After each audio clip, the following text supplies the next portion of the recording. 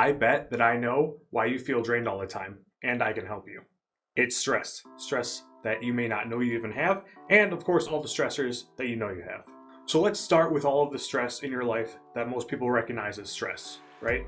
Now, before we get started, remember to hit the subscribe button and the notification bell for more tips about your health and nutrition and all things from yours truly.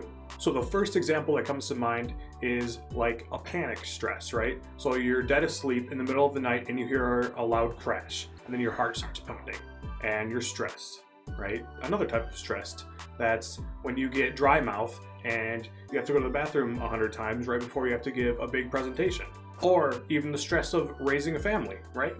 Now, if you're looking for coping mechanisms for any of those major, more commonly known types of stressors, we have lots of other videos that talk about different types of coping mechanisms that can help.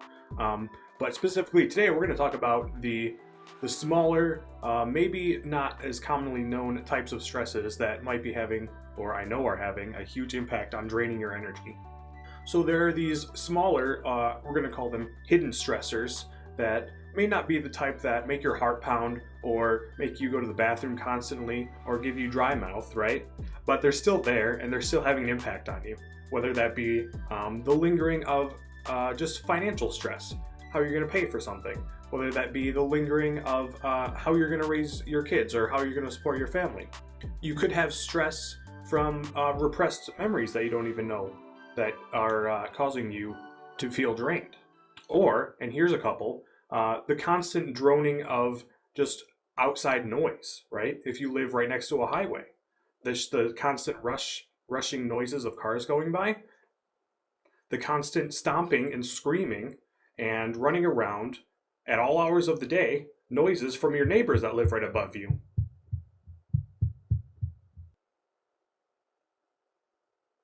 So some of these hidden stressors don't even feel stressful in the moment. So it's important to talk about them and list them to see if any of these things could be contributing to the energy drain that you feel all the time. So there's a lot of them. I'm going to list them off real quick here.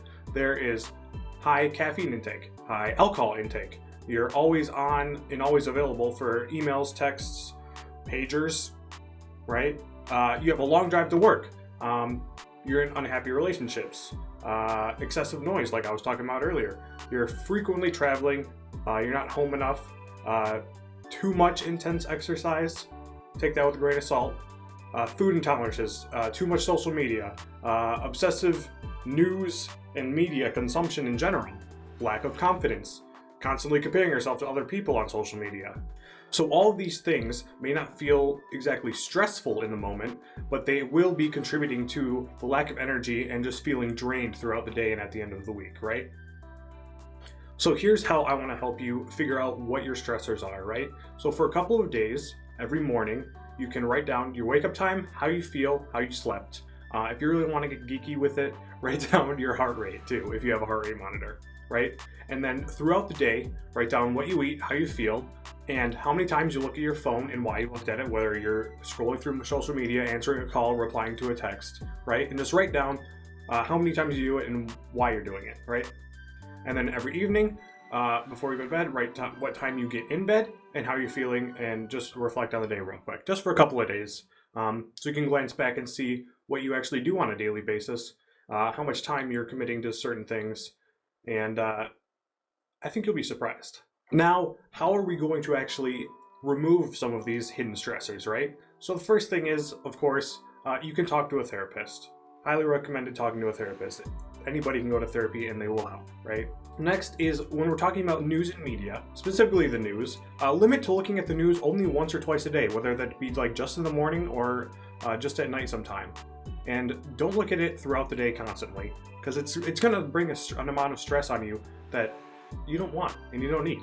Now, when we're talking about social media, of course, it's a part of most people's lives. We can't just say, get rid of it completely and go off the grid, because that's weird, right? So what you can do is just give yourself a certain amount of time to look at social media during the day, whether it be like, okay, at 12:30, I'm going to look at social media for 15 minutes, right? And then don't go on it again.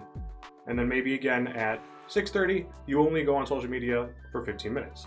And then you shut it down, don't look at it again. And then same maybe for work-related messaging, right? If you can give yourself a boundary, for example, you don't reply to emails or text messages before 7 a.m. and no later than 6:30 p.m. When you establish these hard boundaries of the things that are causing you stress, it gives the rest of your day this sense of not feeling the constant pressure of those stressors because you know you're not going to look at them or have to deal with them. Another thing that I know nobody wants to do, myself included, that can help relieve your stress load is just ask for help. Nobody really ever wants to ask for help because they think it shows a sign of weakness, but it's not. It's really a sign of strength when you can push yourself to ask somebody else for help when you know you need it, right? People are friendly. Most people want to help, so just ask.